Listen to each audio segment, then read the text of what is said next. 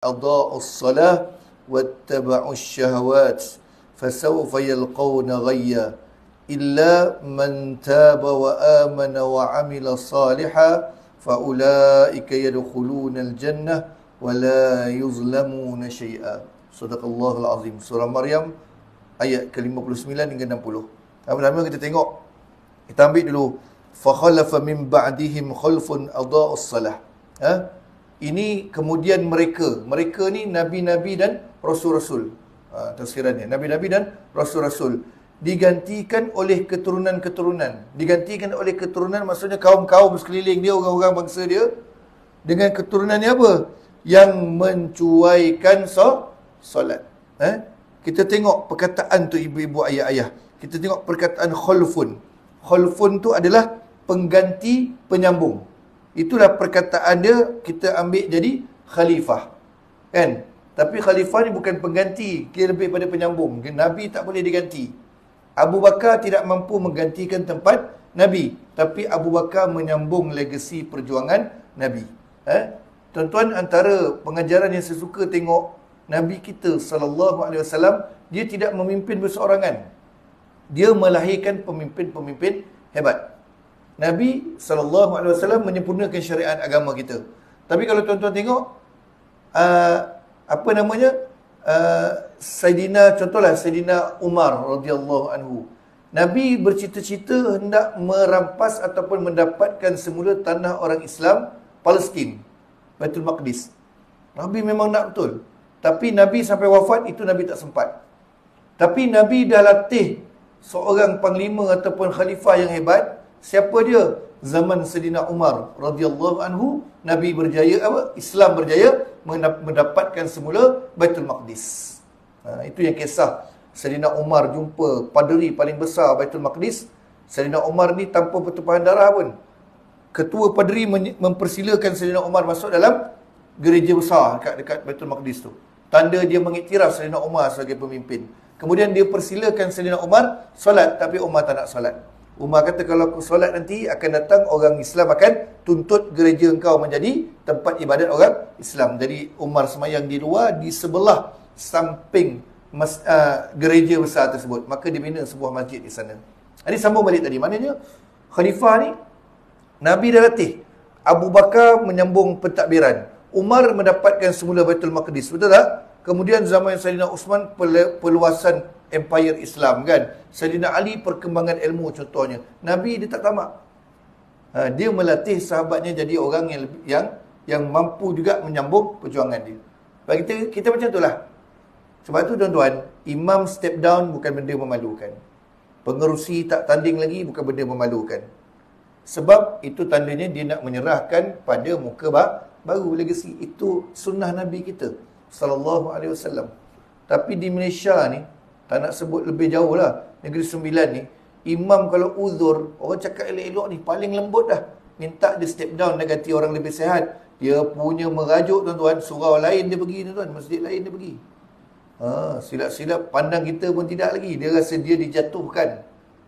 Bukan diktator nak jatuh-jatuhkan tuan-tuan. Cuma kalau tak sihat, step down. Tapi makin terbuka lah sekarang. Dulu tak boleh. Dulu jawatan imam tuan-tuan, pengerusi boleh berganti. Imam sain sampai mati ibu-ibu. Jadi kita kena berjiwa besar lah.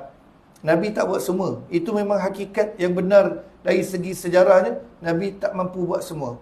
Nabi melatih, membentuk generasi yang hebat. Tapi kita tengok perkataan tu.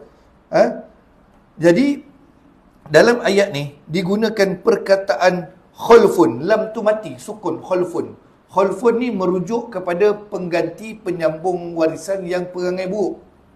Ini kayanya bahasa Arab, maknanya boleh berubah walaupun dengan tanda mati. Ini dari segi bahasanya. Khalfun tu memang khusus untuk pengganti-pengganti ataupun penyambung-penyambung keturunan yang buruk, jahat. Tapi kalaulah dalam ayat ni digunakan, digunakan lam baris atas, khalafun. Kalau khalafun itu pengganti yang baik-baik. Kenapa tuan-tuan? Sebab sampai zaman Nabi kita SAW, Nabi tengok keliling masyarakat Quraisy ni, Mereka solat tuan-tuan sebab mereka ni mengikut ajaran Nabi Ibrahim. Mereka masih bersolat. Ada yang ramai bersolat lagi. Walaupun itu bangsa Quraisy Arab Jahiliyah. Sebab ibadah solat ni bukan syariat kita saja. Sejak syariat sebelum kita lagi dah ada solat. Nabi Musanya, Nabi Isanya ada solat. Solat, zakat, puasa semua ada sebelum. Kemudian Nabi tengok dia orang ni solat, tapi solatnya tak mengubah perangai dia. Itulah digunakan khalfun. Khalfun. Jadi ada tak zaman sekarang macam zaman dulu? Masih ada tuan-tuan. Disebutkan mereka yang cuai dengan solat dia, zaman sekarang wujud. Sebab tu kena faham maksud. Adha'us solah, kita turun pula, kita pergi ayat tadi, fa khalafa min ba'dihim khalfun. Masuk adha'us solah. Kita ambil potongan adha'us solah. Adha'us solah tu yang mencuaikan semayang, bukan cuai tu maksud tak semayang, tapi mereka tidak menggunakan kelebihan yang ada pada solat. Kena faham maksud tu. Antaranya solat tak khusyuk kan. Antaranya dah tahu kelebihan solat subuh. Solat sunat 2 rakaat sebelum subuh tu lebih bernilai, berharga dari dunia dan isinya. Dia tak rebut. Kadang-kadang dah sampai masjid pun, ada masa pun, tak sempat ni. Itu yang cuai dalam solat. Yang dalam solatnya tidak memanjangkan solatnya kan. Amalan sunat dia tak baca. Contohnya Nabi ajar. Dia tuan-tuan kena faham kalau sebut doa, doa yang waktu paling mustajab, ni mustajab lah. Hujan ni waktu yang mustajab doa kan. Doa diangkat. Orang yang dizalimi, orang yang musafir kan, banyaklah. Orang berpuasa antara khutbah pertama, orang lelaki, khutbah pertama dengan khutbah kedua, apa dia panggil? Gap dia tu kan, sebelum masuk khutbah kedua tu waktu yang mustajab. Tapi waktu paling mustajab berdoa tak terlawan adalah ketika dalam solat. Tapi dia dah ada doa-doa rasmi dia lah kan. Jangan tuan-tuan ibu-ibu pergi minta pula, ya Allah ya Tuhanku, lakukanlah perniagaan kek dan kuih raya aku. Batal lah nanti. Dia dah ada doa-doa khusus dia, betul tak? Bermula seawal kita takbiratul ihram, kita baca doa iftitah yang sangat mustajab. Hingga terbuka pintu langit, malaikat berebut turun untuk angkat doa kita. Sejarah doa iftitah ni, walaupun dia ada berbelas versi yang Nabi baca, doa iftitah ni bila sahabat baca, lepas solat Nabi tegur. Siapa baca tadi? Mengakulah sahabat sekian-sekian. Nabi ingat Nabi marah. Nabi kata ketika baca doa iftitah tu, aku tengok pintu langit terbuka, malaikat berebut-rebut turun nak angkat doa. Sebab itulah sunnah membaca doa iftitah ni sangat-sangat diberatkan untuk kita baca. Walaupun banyak versi kan. Dia yang panjang kita baca tu, saya tak hafal semua pun. Ada tu sampai kita baca Allahu Akbar kabira walhamdulillahi kathira wa subhanallahi bukratan wa asila. Dia ada 16 versi, tak silap saya sebelum tengok dalam senarai dia. Maybe lebih. Tapi 16 tak silap saya. Antara yang lagi, apa namanya? Alhamdulillahi hamdan kathiran tayyiban mubarakan fi. Pun doa iftitah. Jangan pelik kalau saya baca pendek ke, baca tu salah satu yang saya gila-gila kan baca. Nak cepat ambil yang pendek. Semua doa iftitah tuan-tuan. Nampak tak? Semayang ni doa, betul tak? Bermula, sebab tu kena khusyuk. Bermula dengan, sebab tu jangan cuai. Bermula dengan iftitah tu doa lah. Jangan tinggal. Cuma panjang pendek je kan. Ada masa doa semayang sunat kita nak pendek baca kan. Apa lagi? Al-Fatihah, betul tak? Al-Fatihah ni ummul kitab. Memanglah dia rukun qauli dalam solat. Tapi pengertian Al-Fatihah tu banyak doa. Doa puji-pujian pada Allah Ta'ala. Sebab tu kalau kita nak jawab, orang kata engkau baca Al-Fatihah untuk si mati, tak sampai. Tanya dia, apa dalil tak sampai? Tak ada dalil. Dan kalau dia kata buktikan benda tu sampai, doa, minta yang baik pada Allah Ta'ala. Dalam bahasa kita Negeri Sembilan ni, kita ni negeri yang bertasawuf, tarikat ni, kita apa? Kita bertawassul, ambil berkat dengan Al-Fatihah. Tak ada masalah, tengok maksudnya. Antara doa yang hebat dalam surah Al-Fatihah apa dia? Ihdinas siratal mustaqim. Tak ada jalan yang lurus melainkan jalan yang diredai oleh Allah Ta'ala. Jalan Nabi, jalan Quran, jalan para sahabat. Itu kita doa tuan-tuan 17 kali sehari. Apa tak doa dia? Saya, guru saya tuan-tuan, Syekh Faiz, adik kepada Syekh Murtada, termasuklah Syekh Murtada. Saya dari kecil ikut atuk ayah belajar dengan dia orang sampai ke besar. Dan keluarga-keluarga dia lain. Mereka ni kalau dalam tarikat Ahmadiyah ni, mereka bertawassul dengan surah Al-Fatihah. Bukan tawassul dengan guru macam orang lain, apa-apa guru dulu kan, orang alim. Kita apa-apa tawassul dengan Al-Quran dulu. Dengan kalamullah, Al-Fatihah. Kalau jumpa guru-guru saya, anak nak sekolah, minta doa boleh tak? Anak nak periksa sekolah kan, contohnya kan. Al-Fatihah. Lepas Fatihah tu boleh doa lain. Kadang-kadang dia tak sempat Fatihah je. Maksudnya kita meminta hajat gunakan berkat Al-Fatihah. Ibu-ibu buat macam tu. Aku ni nak pergi klinik, nak check up ni, risau pula darah tak cantik ke. Al-Fatihah berdoa. Ini dia bawa syakli dia, bawa dia punya minuman dia ke penuh tangannya, Fatihah lupa. Botol-botol bawa minuman suplemen macam ni. Guru saya dulu macam tu je. Jumpa dia, anak nak operate lah, menantu nak operate, Al-Fatihah. Lepas tu dia doa lah. Selain buat sembahyang hajat, kami ada zikir-zikir dia kan, tarikat Ahmadiyah. Al-Fatihah. Ada orang kata tak sampai, buktikan tak sampai. Kalau dia tanya pula kita, buktikan sampai. Kita memang tak boleh buktikan. Tapi setiap doa akan diangkat oleh Allah Ta'ala, doa yang baik. Dalam Quran sebut, wa qala rabbukum ud'uni astajib lakum. Doalah. Allah Ta'ala berkata, doalah, maka aku akan kabulkan. Bacalah. Bermula dengan iftitah Al-Fatihah. Kalau nak cerita sampai habis solat, tuan-tuan, terlalu banyak. Antara yang penting ni bila? Waktu duduk antara dua sujud. Sunnah ni walaupun rukunnya duduk, betul tak? Dia yang menyempurnakan duduk. Kalau tak duduk, kita tak sah salat. Kalau tak baca, tak bagi kesan pun. Cuma makruh sebab kita meninggalkan sunat tanpa sebab-sebab yang menyebabkan kita uzur untuk tak baca. Baca tuan-tuan, jangan laju benar duduk antara sujud. 3 saat dia imam dah nak sujud balik dah. Tak sampai dia nak baca habis. Dalam tu ada berapa doa tuan-tuan? Adalah 8. Minta maaf kalau saya jadi imam memang lama duduk antara sujud sebab saya baca seulas-ulas, sebutir-sebutir. Dalam tu ada 8 doa yang merangkumi kehidupan kita. Rabbighfirli warhamni, buka dengan minta ampun. Rabbighfirli warhamni wajburni warfa'ni warzuqni wahdini wa'afini, tutup dengan maafkan aku ya Allah. Minta afiat, minta naik darjat, minta rezeki ya Allah. Itu kalau imam pun tinggalkan tak tahulah tuan-tuan. Kalau nak kata dia baca tak logik 3 saat. Kan nampak saya solat tak khusyuknya. Bukan apa? Aku baru nak baca Rabbighfirli warhamni baru 2 nafas, dia dah sujud balik. Mungkin dia dah baca awal, tapi kita kena faham antara imam punya adab, dia memberi ruang pada makmum untuk menyelesaikan bacaan. Sebab tu kita nak mula baca surah kedua lepas Al-Fatihah. Kalau kita nak baca surah pendek, bagi settle 3 ke 4 ayat dulu kan, separuh. Sebab kalau kita belajar daurah bab solat, kitab apalah, Safinatun Najah ataupun Safinatul kalau ataupun kita baca kitab-kitab Muniatul Musalli ke, contoh yang kita kitab bagi solat lah. Kalau buat daurah, tok guru kita akan tekankan duduk antara dua sujud, baca sungguh-sungguh. Saya pergilah beberapa daurah solat, sahabat-sahabat guru-guru saya buat. Memang diorang bagi penekanan pada duduk antara dua sujud. Sebab dalam tu yang paling berat sekali mula tu, Rabbil Fili, minta ampun tuan-tuan dalam duduk tu.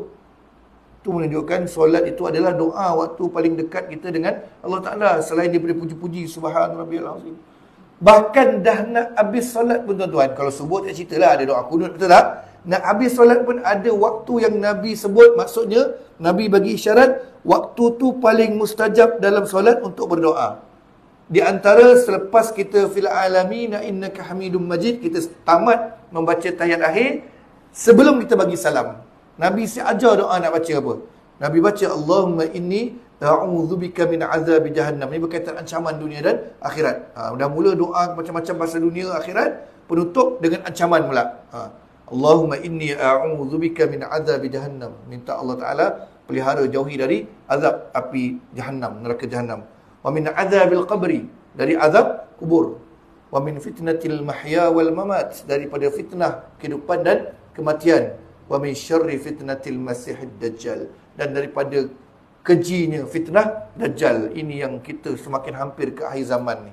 Baru bagi salam, ada yang baca Rabbana Atina pun ada juga kan, tambah kan. Tapi itu Nabi baca. Itu menunjukkan antara waktu tahiyat akhir tamat dengan salam tu, itu waktu yang antara guru-guru saya punya ulasan, mereka mengajar kitab semua, itu antara waktu paling mustajab berdoa dalam solat. Jadi boleh tak kita tambah doa? Tak ada masalah. Selagi doa yang warid dari Nabi kan, doa dari hadis, dari Al-Quran, boleh tambah. Selain doa yang Nabi baca tu, Rabbana Atina ke, Rabbana Zalamna ke, Rabbana Hablana ke, boleh. Yang penting jangan minta lah kuih bahulu kita laku menego, tak boleh. Itu dah masuk dah Rabbana Atina tu semua kan. Janganlah. Tapi tak sebut bahulu tadi Ustaz, saya menego bahulu online ni. Kan Rabbighfirli warhamni wajburni warfa'ni warzuqni tu ada tu. Warzuqni ni segala jenis rezeki yang halal dan thayyiban lah. Janganlah nak kena sebut bahulu juga. Orang kita ni khusus sangat pula perangai. Kadang-kadang tu imam jadi imam sembahyang hajat, imam tak sebut pun anak saya nak bodah tadi. Takkan nak sebut operation pula. Dia sebut Allahumma inna nas'aluka salamatan fid din wa afiyatan fil jasad. Tu dah tu. Dah lah tu, dah tak tahu bahasa Arab, belagak pula tu. Kan? Banyak tuan-tuan. Sebab tu kalau perasan setengah imam, tak salah, masjid surau kat kampung saya pun sama. Dia doa bahasa Arab tapi ada solid bahasa Melayu kan. Ya Allah, haji ni anaknya mahu operation. Sudah. Betapa nak khusus tu takut empunya badan marah. Dia dah bawa nasi 80 pack ni kan, tak sebut pula. Yang orang tak buat doa selamat, dia nak kahwin lagi seorang, belum ada lagi. Ya. Itu doa selamat lepas tu sebab tak selamat lagi bini takut kena bodah. Sensitif betul sekarang tuan-tuan. Adalah tuan-tuan, cakap je lelaki kita ni kadang Jadi itulah nak bagi tahu. Waktu solat ni, solat betul-betul kan. Maksudnya, kan saya sebut, cuai ni maksudnya luas. Kalau kita tengok cuai ni, saya tengok saya buat beberapa nota tafsiran, rujukan bagian tafsiran dia, ulama mufassirin. Cuai ni bukan tak semayang pun. Tak semayang tu teruk dah. Cuai ni, adha'us salah ni, bermula dengan kita lambatkan solat. Kita tak buat solat sunat bila kita ada masa. Contohnya solat 2 rakaat sebelum subuh, kita tak rebut peluang. Kita tak buat qabliyah zuhur, ba'diyah zuhur, kita dah tahu buat 4 sebelum, 4 selepas, pelihara dari api neraka. Itu orang mazhab Hanafi kan, yang Bangladesh, Pakistan ni, dia buat 4. Tuan-tuan tengok. Sebab ada hadis tuan-tuan. Dalam kitab Manhaj Imam Syafi'i tu, Fiqhul Manhaji tu, yang kuning hijau, yang Jabatan Mufti ada terjemah tu kan. Murah tu, walaupun tebal tu. Dalam tu ada bahaskan bab solat sunat. Solat sunat tambah lagi 2, tambah lagi 2 sebelum, tambah lagi 2 selepas zuhur ni jadi 4-4, maknanya 8. 4-4 maknanya 4 salam. Dia menghindarkan, menyelamatkan dari azab ancaman api neraka. Ini antara orang cuai dalam solat. Orang cuai dalam solat, orang yang tak memanjangkan solatnya sedangkan dia tak ada apa-apa nak buat pun. Dia meninggalkan yang sunat kan. Dia meninggalkan kelebihan-kelebihan yang ada dalam solat. Dan lebih teruk lagi, semayang dia akhir waktunya kan, melambat-lambatkan semayang, itu cuai. Ayat ni menyebut adha'us salah ni bukannya menyebut orang yang tinggal solat, tapi cuai dalam solat. Macam saya sebut tadi, dan dalam solat tu ada doa yang mustajab kan, waktu doa mustajab. Nabi saya ajak doanya apa? Allahumma inni a'udzubika min azabi jahannam tu kan. Kalau tak baca rugilah. Saya pun ada time tertinggal juga, kadang-kadang cepat lupa, tapi bila ingat baca. Sebab itu salah satu cuai. Bila kita nak ingat nak buat, kita malas cuai lah. Tapi itu ada orang duk ingat, ini tinggal solat ni kan. Sebab tu dia guna ayat di pembukaan tajuk ni. Sebab orang yang cuai lebih ramai daripada orang yang tinggal. Tapi bermula dengan cuai, itu akan jadi tinggal solat. Contohnya lah, ini dari segi tasawuf kata, jangan sombong dengan pemberian Allah Ta'ala. Tapi kalau kita sibuk, gunakan jamak, qasar semua kan. Tapi bila kita ada masa, memang kita boleh berhenti, boleh buang air, boleh relax. Ada orang yang solat jemaah kan, tamam kan, makmum yang bermukim, ikut je solat penuh tu. Kadang Nabi Salam bangun, buatlah kita punya jamak takdim kita. Kan, ada orang tak? Dia buat sana satu grup, satu keluarga haji tu. Itu yang tak nampak kesepakatan dalam agama kita. Islam, kenapa ada solat berjemaah? Solat berjemaah adalah menunjukkan kesepakatan dalam agama kita. Orang kafir gelakkan kita nanti. Banyak yang tu tuan-tuan. Tapi juga tak salah untuk kita jamak juga kalau kita nak mengejar masa kan. Cuma tengok keadaan lah. Kalau orang Nabi semayang tu, kita jamaklah sesama kita je. Ini torang-torang, Allahu Akbar, Allahu Akbar, asyhadu an la ilaha illallah. Kadang-kadang orang ajak pun, tak apa, saya musafir. Bapak belagak kau ni. Mana kita sebenarnya sebut bapak lah, bukan bapak dia. Belagak kotor je. Semayang lah. Saya pernah lah orang telefon 2-3 kali. Ustaz, saya musafir lah. Boleh ke saya ikut solat tamam? Masih ada masa? Baguslah. It is better lah. Itu lebih baik lah. Itu lebih baik. Excellent. Solat tempenuh kan. Bapa mertua saya macam tu, ibu-ibu. Bapa mertua saya kan di Kelantan. Dia walaupun musafir, dia akan cari masjid nak semayang tamam. Cuma dia akan jamak takdim lah kan. Tapi yang tu akan kadang-kadang dua-dua tu tamam. Anak menantu tu pasti ikut lah. Contoh zuhur asar kan, 2 kali kena berhenti tuan-tuan. Dia nak semayang jemaah, masjid tamam. Padan muka menantunya ustaz pun kadang-kadang dia nak jamak juga, qasar juga. Lah Tuhan bagi, tak ada masalah kan. Tapi dia nak rebut peluang tu. Tapi jangan sampai menyusahkan sebab kita musafir. Tapi kalau kita musafir, santai-santai, berhentilah tuan-tuan. Nak bagi tahu kan, rebut peluang dalam solat. Doa lah. Cuba jangan doa bahasa Melayu. Mana boleh? Ada orang dia baca Rabbana Atina juga sebelum bagi salam kan. Rabbana Atina ni doa Nabi suka juga. Doa dari Quran, tak kisah dah. Ayat Quran ni kan baik. Kan dia baca ya muqallibal qulub kan, nak menetapkan hatinya. Doa yang dari Nabi dalam hadis ataupun doa dalam Al-Quran. Jangan tuan-tuan pergi baca selawat-selawat yang ulama-ulama orang alim tulis tu tak payah. Kita dah ada selawat yang paling bawah dah dalam tayat akhir tadi. Betapalah Allah suruh kita banyakkan doa dalam solat. Kita yang masih lagi sangsi, kenapalah doa aku tak makbul. Rupanya kita tak gunakan masa yang baik untuk berdoa. Kita yang lepas solat tu kemain tinggi angkat tangan, itu doa dah, kan? Sebab tu ada sebahagian mazhab, kita tak cerita pasal mazhab banyak-banyak lah. Sebahagian mazhab, mereka wirid, lepas tu mereka bangun kejap je, mereka wirid sendiri. Sebab antara pegangan diorang mazhab ni, mazhab kita hormat semua mazhab, kerana mereka kata dalam solat tu dah banyak doa. Sebab dia nak kejar-kejar kan. Jadi so kita jangan risau. Sebab kita ni istighfar 3 kali, kita mazhab Syafi'i ni doa pendek, bangunlah pergi kerja, nak naik LRT ke komuter kan, sambung wirid dalam komuter. Sebab solat tadi kita dah buat yang terbaik, insya-Allah. Itulah doa yang paling ampuh sekali. Sebab tu kita ada kunut nazilah dalam solat, betul tak? Kita sebab solat ni waktu paling baik berdoa.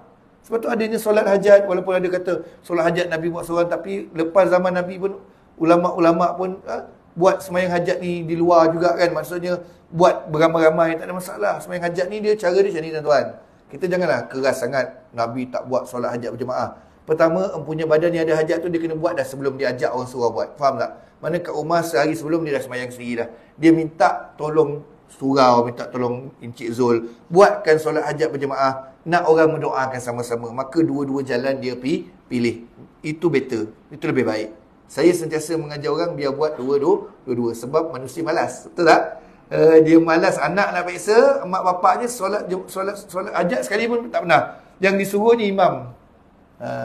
Kita tak nak nampak. Kau boleh bayar, boleh bawa nasi bungkus, boleh apa, kau serah je kat orang. Sedangkan tanggungjawab mendoakan anak-anak tu adalah ibu dan bapa. Jangan keras sangat sampai tak nak pula. Jangan lembut sangat bagi orang naik kepala juga, kan? Ada tu dia bagi WhatsApp kat Encik Zul, tolong buat sembahyang hajat. Dia tak muncul, jangan buat Encik Zul. Suruh dia datang dulu. Melainkan ahli keluarga sakit, dia minta tolong buat sembahyang hajat, dia kena jaga bini dia kan. Contohnya kat rumah, tu lain. Ini main subkontraktor je, subkon dengan orang. Ada juga tuan-tuan. Jangan macam tu lah.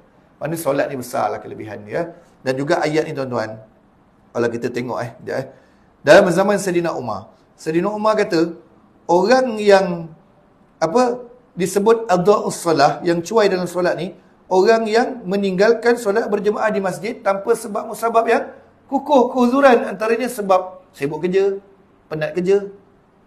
Untuk lelaki, bukan perempuan, lelaki yang wajib solat kat masjid surau. Macam tu tuan lah. Ada yang masih kerja, ada yang pencen, ada yang bekerja. Kenapa? Sebab kita malu dengan Allah Ta'ala. Kalau Allah Ta'ala tanya, kau ada masa dia kat rumah tengok TV kan. Padahal berapa minit je bagi solat berjemaah surau kan. Kalau tak pergi kuliah pun balik-balik rumah tengok online. Itu antara bentuk cuai. Kata Sayyidina Umar. Umar ni tegas tuan-tuan. Sayyidina Umar macam tu terus. Dahsyat. Umar ni zaman dia selain perluasan kuasa bermula sampai dia dapat Baitul Maqdis, cuma yang sahabat tak dapat tawan Konstantinopel.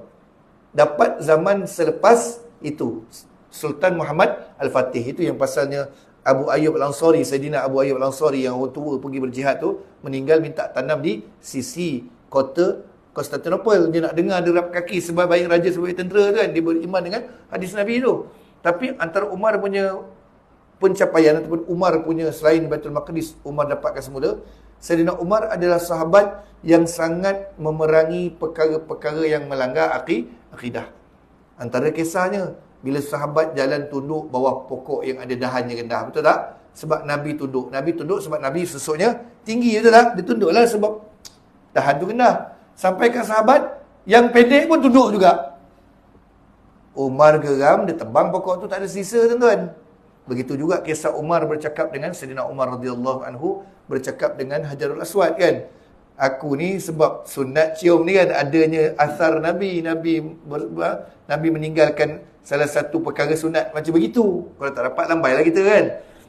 Kalaulah Nabi tak suruh ni, aku takkan cium kau batu je kata Umar. Dengan batu pun keras tuan-tuan.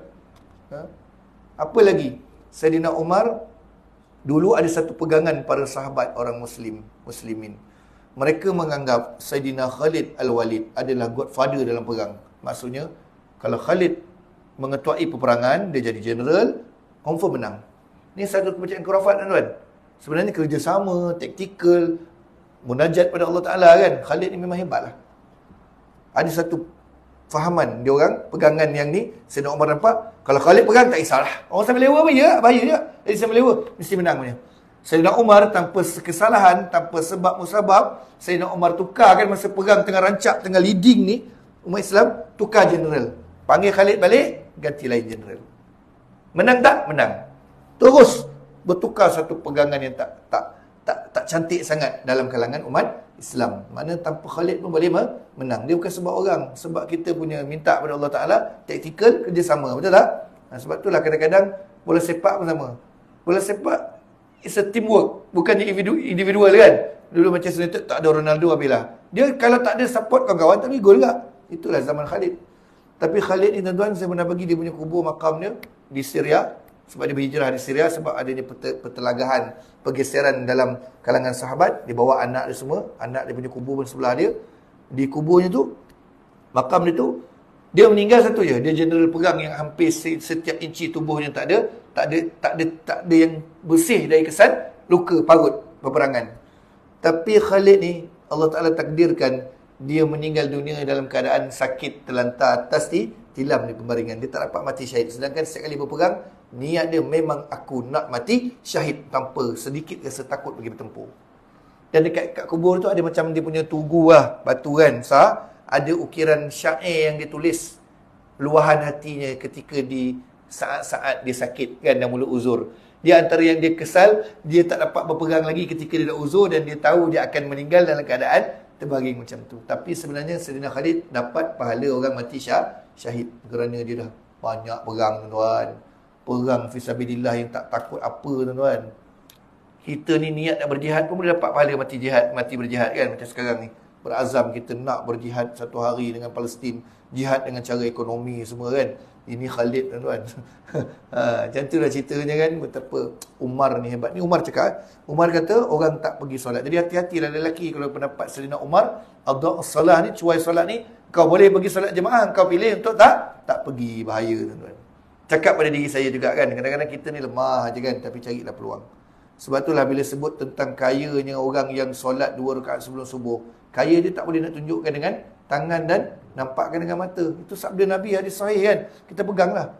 Kaya, lebih bernilai, berharga dari dunia dan seisinya. Maknanya tuan-tuan, kalau kita tengok orang yang ada Lamborghini ke, Maserati ke, Ferrari ke, dia tak mampu bangun untuk 2 rakaat sebelum subuh. Dia miskin daripada kita lagi. Daripada orang yang naik basikal tapi pergi pergi masjid 2 rakaat sebelum subuh. Betapa Allah Ta'ala tidak meletakkan kekayaan tu pada harta benda. Islam tu, Allah tu maha adil kan. Kalau tak, kekayaan orang tengok pada kereta besar. Kadang kereta besar pun tak mampu bawa orang tu untuk sampai ke masjid dan surau. Minta maaf lah cakap, bukan sinis, tapi itulah penyakit umat akhir zaman. Kita ambil seterusnya, ibu-ibu, ayah-ayah yang dirahmati Allah Ta'ala sekalian. Wattaba'us syahawat, serta menurut hawa nafsu. Kita kena faham memang kita takkan dapat laju kitab ni sebab kita satu tajuk tu banyak ayat Quran dan hadis. Kita akan tengok tafsirannya ataupun tujuan penurunan ayat, asbabun nuzul. Bukan macam tu lah. Ini kelemahan saya tuan-tuan. Kadang-kadang ini teguran daripada orang lebih senior, ustaz-ustaz, tuan guru kita. Dia kata suruh lebihkan sikit bacakan tafsirnya. Kan, pandangan ulama, sahabat, hadis-hadis. Kita buatlah. Saya sentiasa terbuka untuk teguran tuan-tuan. Cuma kalau macam orang tegur penyampaian tu, saya tak dapat nak buat lah. Dia kata turunkan gear lagi, saya memang cakap lantang lah. Kalau laju, tuan-tuan tegur lah. Kan? Kita kadang nak cakap slow benar, kita tidur balik kan. Saya tidur kan, tuan-tuan tidur. Saya memang begini bercakap tuan-tuan. Tapi ada, kita dah susun dia punya isi-isi dia. Kalau kita tengok, wattaba'us syahawat, kan? Orang dan menurut hawa nafsu dengan melakukan maksiat. Ini pun sama. Kita ni, raja dalam anggota badan kita, dalam hadis sebut adalah hati, jantung lah. Hati, jantung lah sebenarnya kan. Dalam sebut tu hati lah, qalbun. Tapi akan ada 2 anasir yang akan cuba mempengaruhi raja supaya berkuasa dengan cara mereka. Yang kanan namanya iman. Yang kiri namanya hawa nafsu. Tapi memang berperang. Pergi bazar Ramadan pun cukup lah ibu-ibu, betul tak? Kadang-kadang kalah iman tu, menang hawa nafsu. Sebab tu saya kalau pergi bazar, kata nak belanja hari tu RM30 dia, memang saya buat cukup-cukup dalam poket RM30. Kalau saya risau tak cukup, buat backup sikit kan, buat pakai duit, memang dia takkan cukup RM50-60 beli kuih. Sebenarnya kuih pun tak ke mana tuan-tuan. Kuih tu menangis kita tak makan. Tapi kalau kita, dia bukan salah pergi bazar tu. Kita tekad iman kita bawa RM30. Kita beli. Cukup nak makan cukup. Kuih berapa banyak nak makan kan? Jangan kita bawa handbag kita. Kesian adik tu jual air, kesian. Dia punya kesian tu penuh kiri kanan tangan. RM100, betul. Bazar sekarang mahal. Ambil. RM70 aku habis. Rasanya macam Ultraman. Kan? Ultraman main tembak aja, masak main tembak aja. Kalau lah tak reti masak, tak ada pengalaman, jangan berniaga lah tuan-tuan. Buat dosa kering, orang marah. Saya pun kadang, kalau ikut aku nak tepek kat muka orang ni, kata. Tengok rupa macam sedap, makan tak ada rasa, tuan-tuan. Tepung pelita pun tak ada rasa pandan. Makan kuih seri muka pun rasa inci pandan aja. Mana boleh macam ni kan. Pulut pun tak nak, tak sedap. Tak payah berniaga lah. Sebab tu saya kalau di bazar, saya cari yang dah lama saya beli. Ataupun dia ada kedai, dia buka dekat bazar. Betul tak? Kita tahu makan sedap. Bukan nak memilih. Aku bayar. Kena bagi servis yang bagus. Makanan yang bagus. Kembali balik pada tadi tuan-tuan. Kadang-kadang iman menang. Kita tak membazir kan. Kita pilih nampak masjid, pilih berjemaah. Ada ketika nafsu syahwat yang menang. Bila kita membazir, bila kita pilih untuk malas solat berjemaah, malas nak dengar kuliah, hujan-hujan sejuk ni, syahwat menang. Maksud tuan-tuan, yang mengikut hawa nafsu ni, dia bukannya, dia kadang-kadang disebut, jangan mempertuhankan hawa nafsu. Dia mula-mula kita ikut hawa nafsu dulu. Lama-lama disebut, masuk peringkat rosaknya lebih lagi, dia panggil, kita mempertuhankan hawa nafsu. Kita menganggap dia ilah. Kan? Nafsu ni sebagai ilah. Maksud mempertuhankan hawa nafsu ni, kata ulama', bukannya sujud dengan hawa nafsu, kita tak nampak. Bukannya sujud dengan kereta. Kereta tu kadang-kadang banyak-banyak hawa nafsu kan. Bukan sujud dengan makanan. Kata ulama' dalam menafsirkan, mempertuhankan hawa nafsu ni, bila hawa nafsu tu memerintah kita, dia ada authority pada kita. Kalau bahasa authority ni, dia boleh ruling kita. Dia boleh memerintah kita maksudnya. Maksudnya, tak payahlah bagi surau jemaah. Hujan, sejuk nak baik tidur. Bini masak tom yam, panas pula tadi tu. Cerita best pula, cerita Peramdi, musang menjanggut tu. Boleh. Itu salah satu bentuk mempertuhankan hawa nafsu. Dia termasuk dalam boleh jadi perkara yang, bila Tuhan kita punya perintah kita ketepikan, ada ilah ataupun autoriti lain, dia boleh jatuh. Itu salah satu boleh jatuh benda kesyirikan kan. Bila kita asyik dunia lah, senang cakap. Dia nak jadi tu payah, tapi jangan biasakan. Ikut, lama-lama tu Tuhan. Jangan ingat sembah berhala je ibu-ibu. Kadang-kadang ada berhala dalam rumah kita tak nampak. TV-nya, keretanya kan. Kadang-kadang setengah cerita-cerita Melayu ni kan. Setiap 5 minit pergi gosok kereta berkilat. Itu berpertuhannya kereta lah tuan-tuan. Kereta ni lambat laun ada je gesel ni tuan-tuan. Betul tak? Kereta ni tak boleh nak selamat. Kita berhati-hati tengah parking orang gesel dia belah gitu je. Saya pernah malas dah. Mula-mula keluar ke main sayang. Habuk lap dengan baju jubah tu. Sudahnya salah sendiri langgar lubang. Dia punya bumper depan bawah tu ada serap 3 calar. Kata Omar, lantaklah aku malas jaga dah. Mula musim hujan tu kereta tak tahu warna putih warna kelabu. Padahal warna putih tu. Kadang-kadang nampak macam krim, kadang-kadang nampak macam kelabu. Habuk tanah. Ikut engkau lah. Yang penting servis jaga. Lepas tu aku buat guna untuk cari rezeki, untuk berdakwah. Dah settle kan.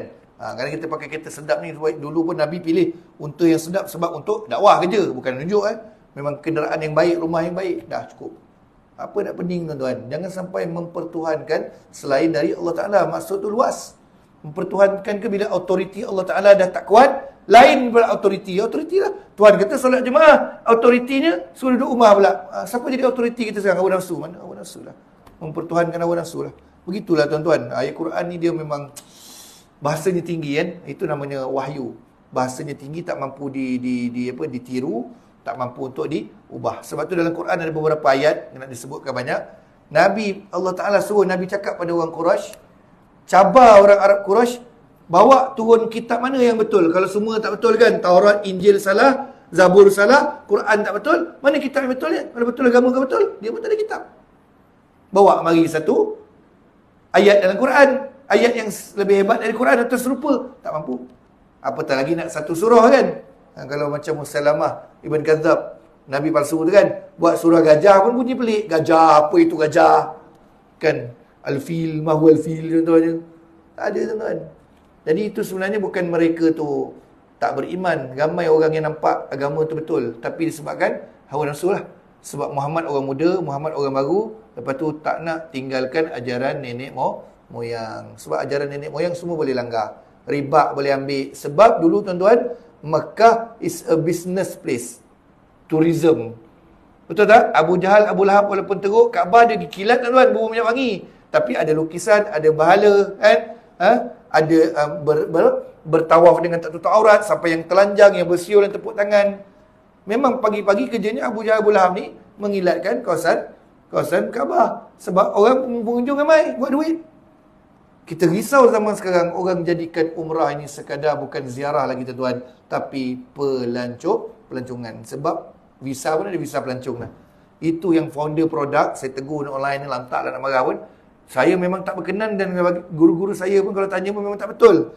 Founder produk kosmetik ke, kismis ke, air ke, susu ke, apa benda ke, contohlah kan, pakaian ke, depan Kaabah dia akan buat live, promote dia punya, kadang buat video, shoot video, siap bawa juru kamera, video produk dia. Sesuai ke ibu-ibu? Tak sesuai. Dah Kaabah jadi tempat bisnes, Mekah jadi tempat pelancongan semata-mata, bukan tempat ibadah spiritual.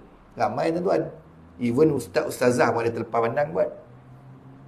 Kaabah ni tak buka phone pun tak apa tuan-tuan, tak perlu. Nak balik esok gambar kenangan, betul tak? Ini tuan-tuan buat live tahlil kat depan Kaabah lah. Oh, letak nombor akaun, pun laju orang masuk duit tuan-tuan kan. Live sebut nama lah, live produk dia depan Kaabah lah, tunjuk produk depan Kaabah. Itu shoot video pendek untuk launch kat Malaysia, kita launch produk baru depan Kaabah. InsyaAllah pencuci muka ni berkat depan Kaabah launch. Gila punya orang tuan-tuan. Jangan kita ikut Arab Jahiliah, Mekah, Kaabah sebagai tempat cari duit. Bahaya tuan-tuan. Sebab tu tak banyak kali pergi umrah tak apa. Walaupun kita ni duit tak banyak macam orang lain setahun 2 kali kan. Umrah sekali, dengan kali kedua Ramadan pula kan. Kita tak apa, yang penting kita pergi dulu, kita buat sungguh-sungguh lah. Jangan jadi tempat pelancongan je. Pergi beli jubah, pergi apa, ramai lah zaman sekarang. Itulah tandanya kita ke pengakhiran hujung zaman ya. Dulu macam tu. Jangan ingat kita je hebat. Abu Jahal Abu Lahab bangun pagi tu kan, pergi kilatkan Kaabah, bersih-bersih, bagi wangi-wangi, nak tekskan orang, riba kan, nak ambil duit orang semua. Pelancong ramai datang. Itu dia tuan-tuan. Ini berkatnya bumi Mekah ni, mulanya subuh ataupun dari tumpuan. Sejak Nabi Ibrahim buka Mekah tu semula kan, bila keluarnya air Zam-Zam, orang nak menetap kat situ.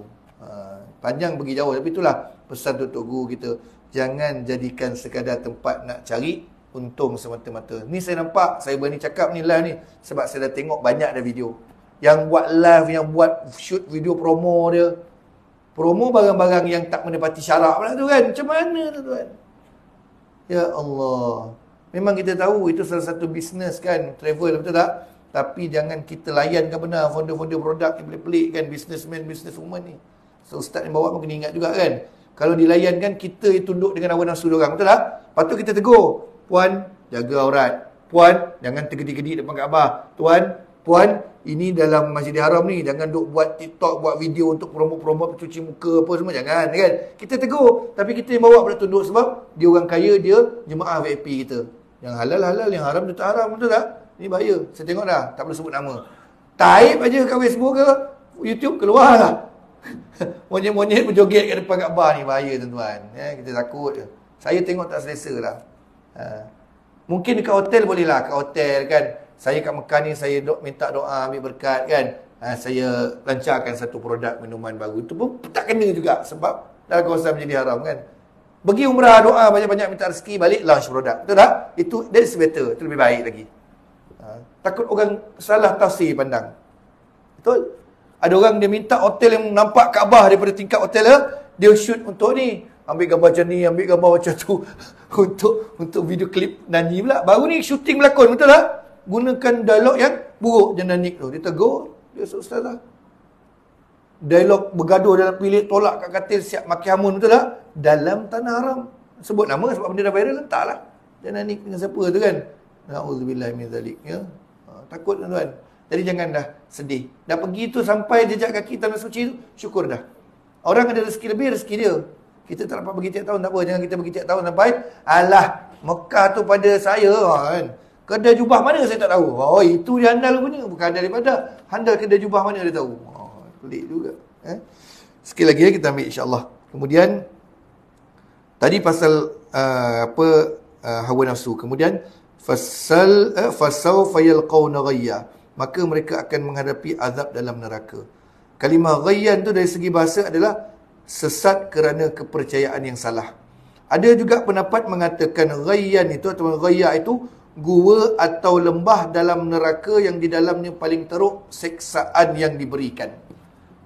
Maksudnya orang yang cuai dalam solat ni, orang yang ikut hawa nafsu ni, tempat mereka akan dicampakkan di mana? Di ghayyan, di azab dalam jurang, lubang yang paling dalam di dalam neraka. Itu antara pendapat lain, ya. Teruk sangat ghayyan ni sampai neraka pun minta lindung darinya. Maknanya dahsyatnya lubang ataupun gua ataupun lembah yang dalam neraka tu, neraka sendiri takut tengok keadaan lembah tu. Dahsyat. Yang mana disebutkan di dalam lembah itu ada sebanyak 70,000 ekor ular. Setiap satu lubang adalah untuk seorang manusia. Ghayyan.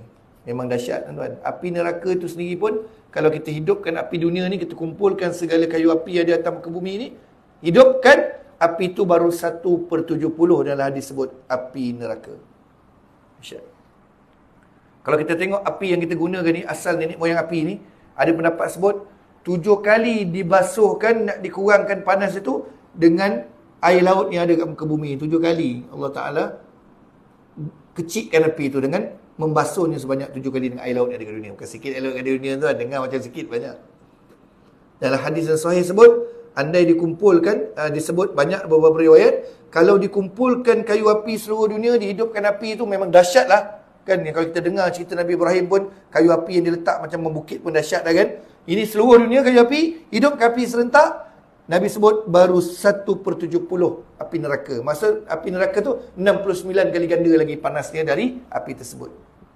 Mana kita larat, tuan-tuan. Sebab tu kita doa makan pun minta waqina azabannar. Rabbana atina pun waqina azabannar. Rabbana faghfir lana dhunubana wa kaffir anna sayyi'atina wa tawaffana ma'al abrar. Dan banyak lagi doa yang waqina azabannar, waqina azabannar. Bahkan dalam doa yang sebelum bagi salam tadi, betul tak? Wa min azabil qabri wa min fitnatil mahya wal mamat. Dan pertama tadi apa? Allahumma inni a'udzubika min azabi jahannam. Sebab neraka itu 70 kali ganda panasnya dari api dunia. Bukan api lighter tu, dia sebut seluruh kayu api yang ada kat dunia, kita hidupkan pun baru 1/70. Dahsyat, kan? Ini salah satu pendapat. Ghayyan ni adalah jurang dalam neraka, lembah yang neraka sendiri pun takut sampai minta perlindungan darinya. Neraka pun tengok dia dahsyatnya jurang yang ada dalam aku ni. Ghayyan ni. Ataupun ghayya. Yang mana ada 70,000 ekor ular. Satu lubang itu akan diletakkan seorang manusia. Dan seekor ular itu panjangnya boleh melilit bumi. Dahsyat, na'udzubillah min zalik. Kalau bab azab-azab kubur, kalau cerita, kita bukan kata kita turut insaf. Insaf tu kita memang nak minta Allah Ta'ala mengubah kita jadi orang lebih baik. Tapi kalau kita dengar macam saya sebut tadi, saya sebut, tuan dah cukup baik, dan tu tanda hati kita masih lembut, iman kita ada dalam diri. Kalau dengar golak tu, balik. Sama ada gila atau kori hati, tuan. 70,000 je ke ular. Itu parah, tuan. Itu kena mandi dengan air zam-zam dapat kayu tu. Ya, itu tanda kita beriman. Masih ada iman, banyak mana tak ada sukatan. Sebab meter kat badan kita tak nampak iman kita. Cuma kalau orang yang suka buat baik tu, imannya sedang naiklah, tinggilah. Orang yang malas ibadah, tengah syok buat jahat, iman dia tak rendah. Tapi bukan tak beriman langsung. Kalau kosong, api dah. Ada. Cuma kita tahu kita masih punya iman bila kita dengar 70 kali ganda panas daripada api dunia. Subhanallah, takut. Na'udzubillah min dzalik. Itu tanda kita ada iman, kan? Itu kita minta Allah Ta'ala, Allahumma inna ala zikrika wa syukrika wa husni ibadatik, kan? Mintakan Allahumma ahyina bil iman wa amitna bil iman. Itu semua kan sebab kita iman ni penting. Saya ulang balik tadi tu. Maksudnya bila raja ni yang diberi nama jantung ni, ni raja, tuan-tuan. Bila raja ni hawa nafsu pegang, tolak aja, kita buatlah benda jahat, ikut je. Tapi bila kita ni banyak berzikir, kan, ala bi zikrillah tatma'innul qulub, banyak ibadah, iman menang, iman duduk kat dalam, maknanya ditolak aja kita punya hati kita ni, buatlah benda baik-baik. Sebab hati dikuasai oleh iman. Maka tuan-tuan pilih, bukan pilih, wajib pilih benda baiklah, keimanan. Tapi kita tahulah kita bukan Nabi dan Rasul. Iman kita bertambah berkurang. Cuma kita doa kepada Allah Ta'ala beri ketetapan iman yang sentiasa bertambah, iman yang sentiasa ada pertambahan lebih baik walaupun tak banyak. Itu kita boleh doa. Sebab iman yang naik, tak pernah turun ni pada Nabi dan Rasul. Yang konsisten, tak berubah, malaikat. Itu basic akidah, kan? Kita biasa, tuan-tuan. Kan macam hari ni 5 minit lambat sembahyang Zuhur. Biasa awal waktu banyak menguap mengantuk. Memang hari ni kita penat sikit kan, lemah sikit iman kita kan, kita tak semayang kan, kita bukan nak saja-saja cuai. Cuma kadang-kadang iman dia tak begitu lemah, macam tadi lah. Ada peluang pergi solat jemaah, kita tak pergi kan. Ada majlis ilmu live pun orang tak nak tengok. Dia nampak melintas, penat, dan Cik Zul share, jemaah share. Tengok aja tuan-tuan. Share lah. Ada sumbangan tu masuk lah. Sebab zaman sekarang nak sedekah tak perlu pergi surau, masuk dalam tabung. Canggihnya boleh QR aja tuan-tuan. Dapat e-madani RM1 tu masuklah RM2-3. Ada orang yang banyak duit tapi dapat juga dulu rezeki lah. Kan? Ada RM2-3 scan ke apa semua. Duit sekarang ni online dia semua kan masuk. Cuma jangan terlalu online sampai tak pergi surau betul-betul tuan-tuan masjid. Ini paling bahaya. Saya pergi beberapa masjid surau yang saya kuliah bulanan sebelum Covid. Lepas Covid jemaah kurang. Paling ketara perempuan. Sini Alhamdulillah ramai dah makin bertambah. Surau ni saya puji surau An-Nur. Sebab ini bukan nak bodek tuan-tuan ya. Ini bukan ada cerita belakang dengan Cik Zul ke. Tak ada. Nak bagi tahu tempat lain ada yang langsung dah tak ada perempuan. Ada tinggal 2-3 orang. Ada yang makin ramai. Sebab mereka dah selesa tengok online. Dulu cucu tak ada, sejak Covid cucu duduk dengan dia. Jangan sampai benda dunia tu mudah sampai memudahkan kita mengambil mudah sambil lewa dengan peluang-peluang majlis ilmu. Laki kita pergi ikutlah. Ramai. Saya tanya kenapa, tanya pengurusi. Pengurusi, orang lelaki nampak kurang, perempuan tak ada mana ni? Takkan semua meninggal Covid? Saya jadi gurau tu takkan meninggal Covid yang orang ibu-ibu. Tak ada Ustaz. Lepas Covid semua dah malas dah. Kenapa? Online ada. Tapi surau tak ada buat online sekarang. Tapi itulah ada duduk rumah, ada selesa, ada penat buat kerja rumah. Siang tadi cucu pun dulu sejak Covid duduk dengan dia. Dah malas dah pergi dah Ustaz. Minta kita lah cerita balik rumah. Kita pun dongah tak dongah je tu. Start kuliah. Jangan jadi ya, ibu-ibu surau An-Nur tengok ramai penuh belakang. Surau lain majlis lain ikut juga.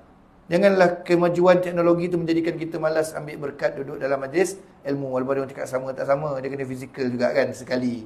Kan seminggu tu ada kuliah ustaz 10 ke, ada 7, 6, datanglah 2, 3 kan.